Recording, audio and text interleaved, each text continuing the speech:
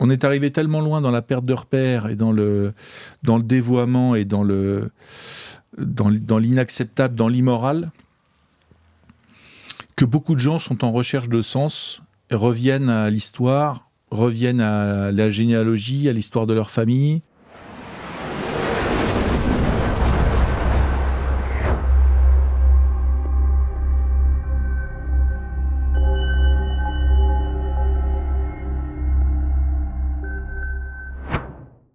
Bonjour à tous et bonjour Charles. Bonjour Joséphine et bonjour à tous.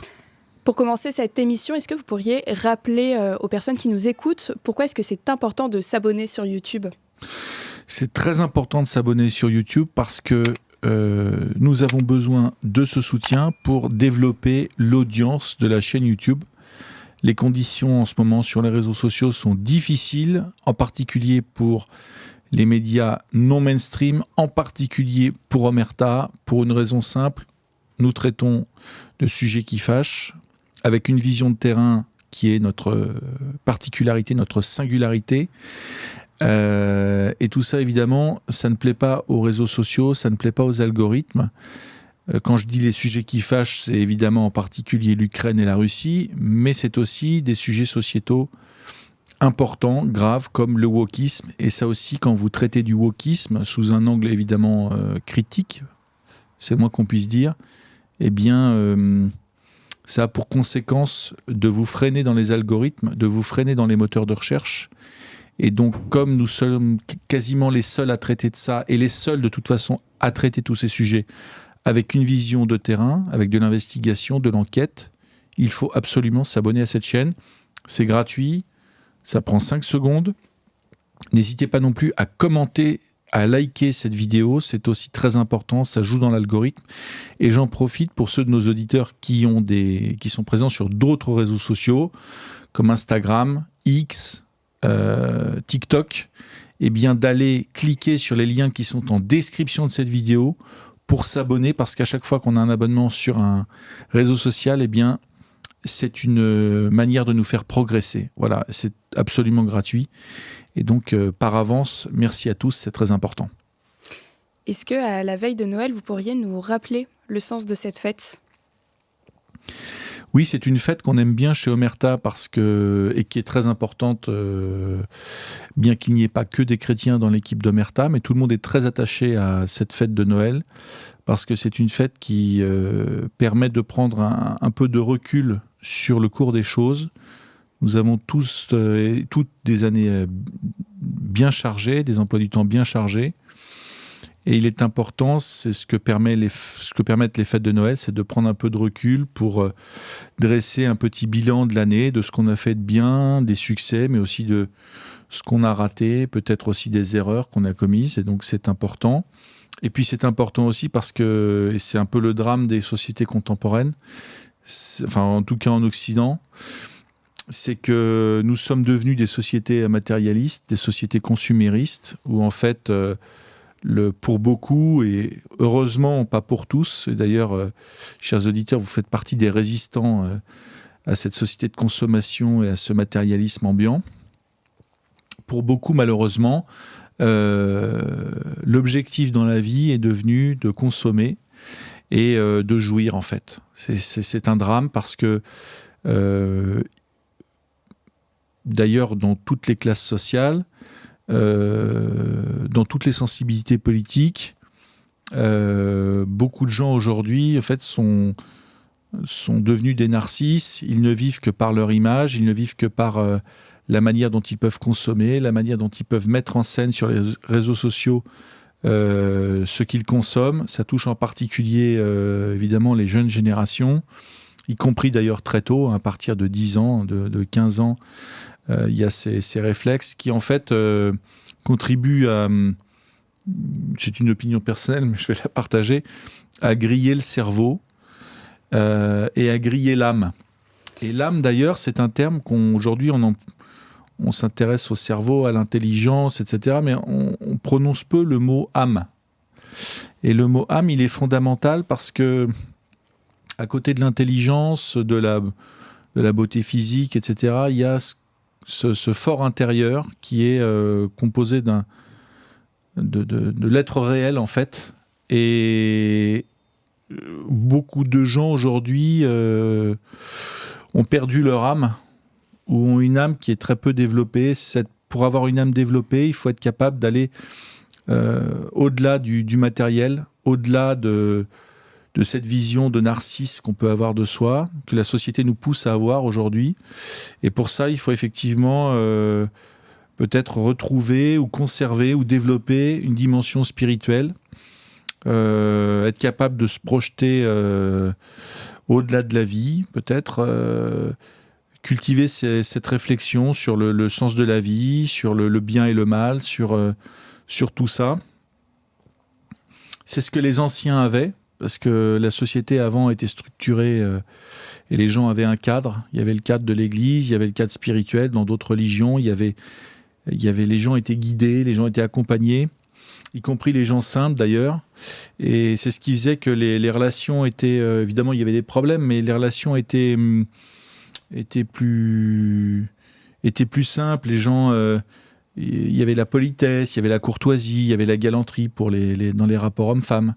Il y avait la franchise, il y avait l'honnêteté. Tout ça, ce sont des mots qui avaient du sens et qui étaient... qui faisaient partie d'un même cadre.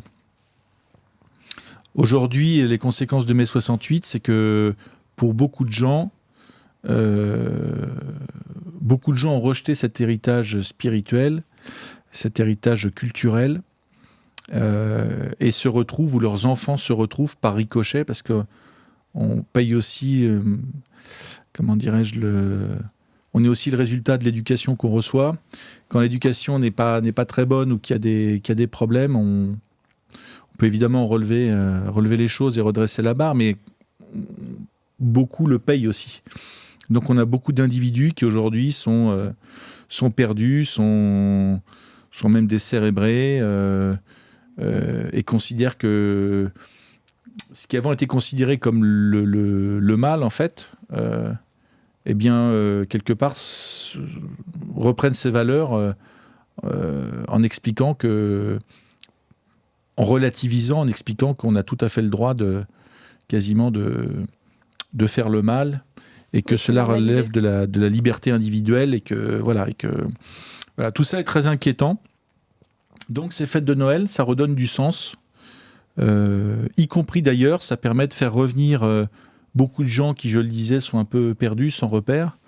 Ça permet peut-être de les faire revenir, espérons-le, de se poser des questions et puis de se restructurer, de retrouver du sens. C'est très important aussi pour les futures générations, pour les enfants, parce que c'est peut-être un signe d'espérance d'ailleurs. On sent quand même, dans tout le travail qu'on fait aussi chez Omerta, et en observant la société, on sent que on est arrivé tellement loin dans la perte de repères et dans le dévoiement et dans l'inacceptable, dans l'immoral, que beaucoup de gens sont en recherche de sens et reviennent à l'histoire, reviennent à la généalogie, à l'histoire de leur famille, reviennent aux lieux aussi qu'ils ont connus durant leur enfance, à leurs racines, à leur territoire, au passé, s'intéressent à tout ça, s'intéressent à Dieu aussi, à la spiritualité, se posent des questions. On voit qu'il y a un retour, il y a un mouvement de balancier qui est assez... qui est positif. Et chez Omerta, une de nos missions, c'est pour ça qu'on existe, c'est d'accompagner, d'encourager, de pousser à ce retour pour que,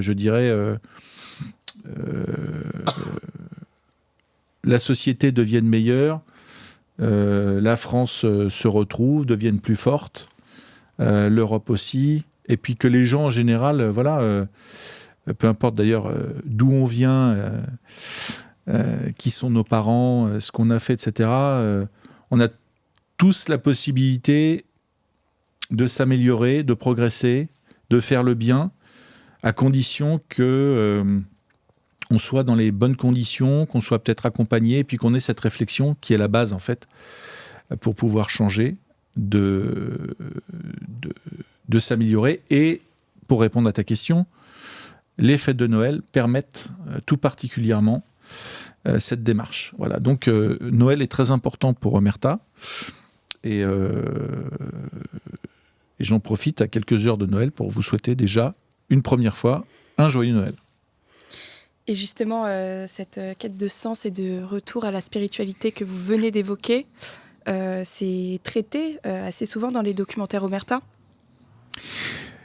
Oui, les gens souvent nous disent, nous parlent des problématiques qu'on traite à l'étranger, etc., de l'Ukraine, mais il n'y a pas que ça. On traite, comme tu l'as dit, beaucoup chez Omerta, justement, de ces questions de spiritualité, des questions aussi de la morale, de l'éthique, qui sont très importantes, et on les traite, alors dans les grands entretiens, ce qu'on trouve sur YouTube, on les traite, je dirais, parfois avec des philosophes, avec des religieux, etc., mais on a décidé d'approfondir toutes ces thématiques dans des grands documentaires qu'on nos auditeurs peuvent retrouver sur notre application mobile, dont le lien est en description de la vidéo. Ça nous intéresse particulièrement et c'est tout à fait d'actualité. On a par exemple traité dans un grand documentaire d'un monastère en Normandie, mais on a traité aussi dans un documentaire du retour de la tradition. Le documentaire s'appelle Les Tradis, c'est-à-dire la question de la pratique de la spiritualité un peu à l'ancienne, comme nos grands-parents, il n'y a pas si longtemps que ça finalement, dans toute la France, dans une grande partie de l'Europe. Quand la messe était célébrée en latin, quand les curés portaient la soutane, etc., on a traité, il y a un vrai dynamisme des communautés traditionnelles en ce moment. On a traité cette question. Ce reportage est passionnant. On a fait un reportage aussi sur, évidemment, le pèlerinage de Chartres. Et puis d'autres qui, là, qui s'intéressent plus finalement à la question du bien et du mal, en particulier dans deux documentaires, de la question de l'exorcisme et du satanisme. Et donc là, on est allé suivre des prêtres qui sont spécialisés dans le combat contre le démon. Et là aussi, ce sont des reportages, des grands documentaires en immersion. Et ça permet de creuser la question du bien et du mal.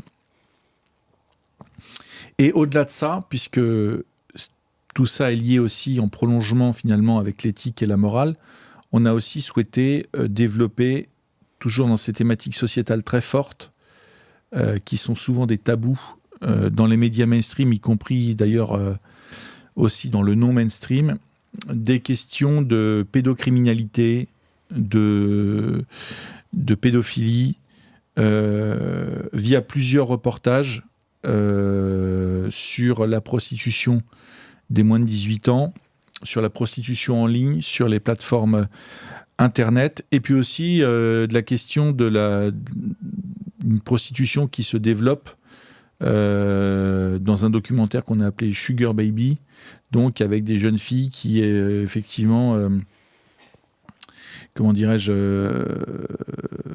développent des relations avec des hommes beaucoup plus âgés. On a traité de la question aussi de la pornographie, qui est très important. Tout ça est lié d'ailleurs. Ça va peut-être fâcher des gens qui pourraient tomber sur cette vidéo. Mais la pédocriminalité est liée à l'essor de la pornographie. Ça, on le démontre. Il n'y a aucun doute là-dessus. Et ce qui est intéressant dans le travail qu'on fait, dans le travail que fait l'équipe d'Omerta, c'est que des phénomènes qui paraissent comme ça, indépendants des uns des autres, en fait, peuvent se relier. On peut développer une analyse et on peut montrer que ce ne sont pas des phénomènes isolés, mais qu'il y a dans cette dynamique, il y a des liens entre tous ces phénomènes, et que, je viens de le dire, par exemple, plus la pornographie se développe, plus la prostitution se développe, la prostitution en ligne se développe, plus aussi la pédocriminalité se développe. Ce sont des tares qui viennent de la pornographie. La pornographie venant elle-même, étant elle-même une des tares, un des résultats de la révolution libertaire de mai 68, prônée par Daniel Cohn-Bendit et ses amis. C'est absolument catastrophique. Et donc, aussi pour protéger nos enfants, il est important de bien comprendre comment tout ça fonctionne pour pouvoir lutter et combattre tout ça. Et ces sujets de documentaires qui ont été produits cette année, quels autres documentaires Omerta a fait en 2025 ? Alors, on a fait beaucoup de documentaires. Je crois qu'on arrive quasiment à 60 documentaires sur l'application mobile. On a traité de beaucoup de sujets. On a traité d'autres sujets d'ailleurs nationaux. Là, il y a un grand documentaire de Régis Le Sommier et d'Hamza El Kod qui vient de sortir sur la police municipale de Perpignan. C'est une immersion avec la police municipale de Perpignan. Mais il y a aussi évidemment tout l'international qui intéresse particulièrement nos auditeurs. Il y a 3 grands documentaires sur la situation en Ukraine, sur la ligne de front côté russe, filmés l'hiver dernier et le printemps dernier, à Bakhmout, Chassiviar, donc vraiment les coins où non seulement qui sont les plus actifs, mais aussi des endroits où aucun média français ne s'est jamais rendu. Et c'est aussi la particularité d'Omerta. Si on va dans des endroits qui ont déjà été couverts 10 ou 20 fois par d'autres médias, ça n'a absolument aucun sens. Donc on cherche toujours des exclusivités qui sont liées à des endroits ou des sujets où les autres médias ne peuvent ou ne veulent aller. Voilà, donc l'Ukraine nous occupe pas mal, mais il y a aussi d'autres pays. Régis a fait un documentaire sur la situation en Roumanie au moment où les élections auraient pu permettre aux candidats nationalistes de l'emporter. On a effectué aussi un reportage en Azerbaïdjan, un reportage en Syrie il y a 1 an fait par Aïcha Missi au moment de la chute de Damas, au moment de la prise de Damas par le HTS, qui est tout à fait exceptionnel, avec des images qu'on ne trouve pas ailleurs. Et puis il y a d'autres destinations aussi qu'on a couvertes, comme le Congo, la République démocratique du Congo, où Régis s'est rendu avec Abdullah. Et là, c'est un reportage sur la situation, en particulier en Ituri et au Kivu, qui occupe une partie aussi de l'actualité tragique. Et voilà, et bien d'autres reportages. On a aussi essayé de développer sur l'application des formats exclusifs réservés à aux abonnés à l'application mobile d'Omerta, notamment toute une série de podcasts et d'émissions spéciales. Retex qui traite des sujets de police, de justice et des questions militaires. Donc avec là des témoignages, des échanges, des conversations avec des acteurs de terrain. On a le podcast Expression Libre sur lequel on traite de problématiques liées aux médias, à la liberté d'expression. On a le podcast Le Grand Jeu qui là est lié aux questions de géopolitique. On a les zones rouges avec des invités qui sont sulfureux et dont les propos ne tiendraient pas pour beaucoup sur YouTube, sur les réseaux sociaux. Et évidemment, à côté de ça, tout le contenu qu'on trouve sur cette chaîne YouTube, qui en partie est en accès total pour ce qui est des émissions d'actualité, des grands entretiens, et pour partie, pour les versions courtes, ce sont les versions courtes des émissions podcast qu'on retrouve en version intégrale sur l'application mobile. Pour revenir sur le documentaire au Congo, ça a été très marquant pour Omerta. Est-ce que vous pouvez nous expliquer pourquoi ? Oui, c'est un sujet qui fait l'actualité, mais qui est très peu couvert dans les médias mainstream. C'est un massacre en réalité qui a lieu depuis 10 ans dans l'est de ce pays, commis par un mouvement rebelle qui s'appelle le M23, soutenu par l'armée rwandaise, avec l'occupation illégale et le viol de la souveraineté de la République démocratique du Congo par ses forces rebelles et ses forces rwandaises, qui occupent une partie de l'est du pays, pour 2 raisons. D'abord parce que l'est de ce pays est très riche en ressources minières, en minerais rares, comme le coltan, le cobalt, l'or, etc. Et puis la deuxième raison, c'est qu'il y a une visée expansionniste de ce voisin rwandais qui considère que le Rwanda étant un petit pays enclavé de 4,5 millions d'habitants, qui considère que, je dirais, il est quelque part le suzerain de la région, le seigneur de la région, et que les populations du Congo sont des vassaux et qu'elles doivent être vassalisées, et que finalement toute une partie du Congo doit revenir dans la sphère d'influence rwandaise. Donc il y a eu un accord de paix signé à Washington il y a quelques semaines entre les présidents de la République démocratique du Congo et du Rwanda sous l'égide de Donald Trump. Mais une semaine après, cet accord a été violé par les rebelles du M23 et par l'armée rwandaise. D'ailleurs, tout ça est documenté en source ouverte, notamment par l'ONU et des ONG. Ce n'est pas moi qui le dis. Et ce reportage, au moment où Régis va faire ce reportage au Congo, il arrive dans un village le lendemain d'un massacre commis par des djihadistes venus de l'Ouganda. La problématique terroriste venant s'ajouter à la problématique de la rébellion. 43 morts dans une église. Tout ça, comment dirais-je, Régis a pu le documenter, a pu le filmer, l'explique. Et on est au cœur de cette actualité. Et d'ailleurs, au-delà de la question territoriale, de la question de la souveraineté, de la question de la sécurité, ce qui est intéressant dans ce reportage, c'est qu'on peut comprendre, on remet en perspective le jeu des néoconservateurs, des démocrates anglo-saxons, des Anglais, des démocrates américains, soutenant le Rwanda depuis 30 ans, avec comme objectif, c'est un peu comme en Ukraine, il y a l'actualité immédiate, la question territoriale, la question de l'intégration dans l'OTAN, et puis il y a l'étage au-dessus, où là, en prenant un peu de hauteur, on comprend les autres enjeux, les enjeux stratégiques un peu mondiaux, plus seulement régionaux. Et l'enjeu du Congo, de cette guerre dans l'est du Congo, depuis 30 ans, c'est de faire reculer l'influence française dans la région pour permettre aux anglo-saxons d'étendre leur sphère d'influence, leur pouvoir sur la région. Via notamment et surtout le Rwanda, qui est le proxy un peu des anglo-saxons, des néoconservateurs.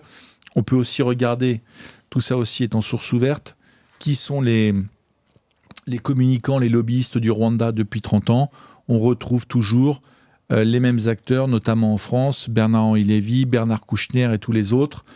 C'était la même chose en Serbie. On voit que ces agents néoconservateurs,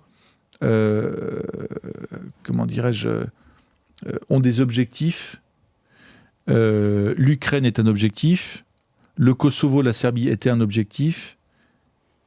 Ce qu'on a découvert et ce qu'on développe dans ce reportage, dans notre magazine aussi, qu'on peut trouver sur la boutique en ligne, c'est que dans cette région d'Afrique, le Congo est un objectif à faire tomber, raison pour laquelle,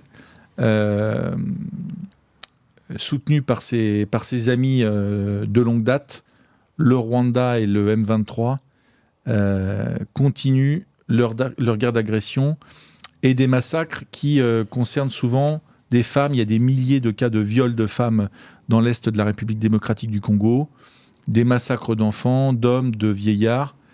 Tout ça est très inquiétant et méritait un développement spécial. Donc, pour ceux de nos auditeurs qui s'y intéressent, ils peuvent retrouver le grand documentaire de Régis sur l'application mobile et notre magazine spécial Congo qu'on peut se procurer sur notre boutique en ligne. Et justement, vous nous avez parlé des documentaires, des podcasts, des vidéos YouTube. Est-ce qu'à présent, vous pourriez nous en dire un petit peu plus sur les magazines Omerta ? Oui, alors cette année, on a sorti plusieurs magazines. En préparant l'émission, j'étais assez fier du travail de l'équipe.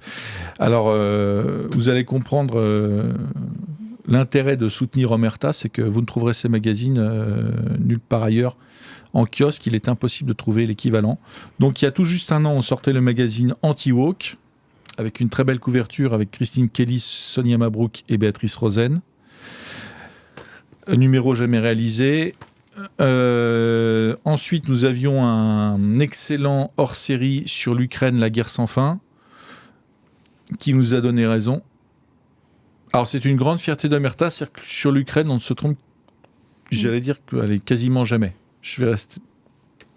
C'est peut-être trompé à la marge, mais ça reste à la marge. Ce numéro, nous l'avions... il était précurseur. Là où beaucoup prédisaient la fin de la guerre avec l'intervention de Donald Trump et les faiblesses russes supposées, etc., nous avions dit que cette guerre n'était pas prête de s'arrêter, ne s'arrêterait pas, raison du choix du titre, La guerre sans fin. Ensuite, nous avons sorti un numéro aussi là, qui est... que vous ne trouverez nulle part ailleurs, qui est consacré aux néoconservateurs, au retour des néoconservateurs dans la géopolitique mondiale. L'actualité aussi nous donne raison, ce qu'on a vu avec la question du Proche-Orient, la question iranienne, la question ukrainienne, et je viens de le dire, la question congolaise, que les néoconservateurs, même s'ils sont ultra minoritaires dans les organes de pouvoir, ils sont ultra puissants. Aux États-Unis, ils le sont toujours, bien que Donald Trump ait un peu tempéré leurs ardeurs. Mais surtout, aujourd'hui, c'est en France, en Europe, qu'ils sont présents, les néoconservateurs, non seulement au Quai d'Orsay, mais aussi à Bruxelles. Il y a des réseaux de pouvoir qui sont extrêmement puissants. Nous continuerons d'ailleurs de creuser cette thématique, mais avoir un numéro sur le sujet était fondamental.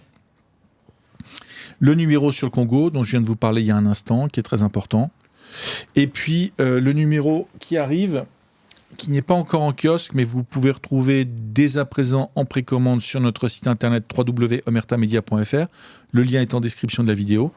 Le magazine antimondialiste, Les Patriotes à la reconquête de l'Europe. Et dans ce magazine, on explique pourquoi se lève en Europe une vague patriote, souverainiste, qui anti-mondialiste, anti-woke, qui est qui a déjà pris le pouvoir dans un certain nombre de pays. C'est le cas en Italie, c'est le cas en Pologne, c'est le cas en Slovaquie, c'est le cas en Tchéquie, mais qui dans d'autres pays est à la porte du pouvoir et qui pourrait, dans quelque temps, si le phénomène continue de se développer, eh bien renverser le pouvoir des mondialistes, des fédéralistes, des européistes, notamment évidemment Ursula von der Leyen à la tête de la Commission européenne, mais aussi d'Emmanuel Macron en France. Voilà. Donc ce numéro est très riche, on en reparlera, mais j'invite nos auditeurs à se le procurer en précommande dès maintenant.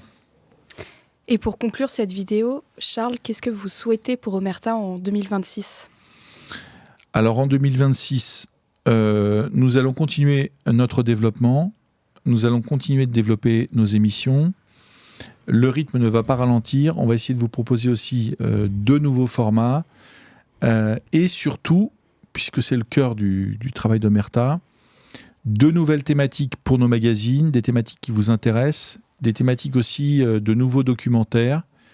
On a beaucoup de choses en préparation. Évidemment, l'Ukraine, on va y retourner très bientôt. Vous aurez des reportages sur des thématiques jamais traitées, sur des endroits où les médias français ne sont jamais allés. Ça arrive très bientôt. Il y a d'autres thématiques aussi à l'international sur les questions aussi nationales, sur les questions sociétales. Il y a notamment un très beau documentaire que tu prépares, Joséphine, oui, sur la question, sur l'histoire et sur le patriotisme. Et sur le patriotisme. C'est un sujet aussi fondamental qui fait réfléchir, qui permet de revenir sur... peut-être tu peux en dire un mot ? Oui, c'est un documentaire qui est censé faire le lien entre les jeunes Français qui se sont engagés en 14-18 et aujourd'hui la nouvelle génération en 2025. Donc tu reviens, là c'est moi qui pose les questions, on a échangé, je pose aussi des questions parfois. Donc tu reviens dans ce documentaire sur une période historique bien précise. Oui, et je fais le parallèle avec aujourd'hui en 2025. Qu'est-ce qui reste de ces valeurs qui ont poussé les jeunes en 14-18 à s'engager pour défendre leur pays ? D'ailleurs, j'en profite pour vous remercier, chers auditeurs, parce que beaucoup d'entre vous avaient répondu à un post sur cette chaîne YouTube où on demandait si votre grand-père ou votre arrière-grand-père avait participé, avait combattu lors de la Première Guerre mondiale. Vous avez été très nombreux à répondre. On va exploiter tout ça. Ça nous a fait très plaisir parce que ça montre qu'on est sur une thématique, on travaille cette thématique, Joséphine travaille cette thématique, et visiblement ça vous tient à cœur. Donc nous allons développer tout ça. Ce n'est pas tombé dans l'oubli.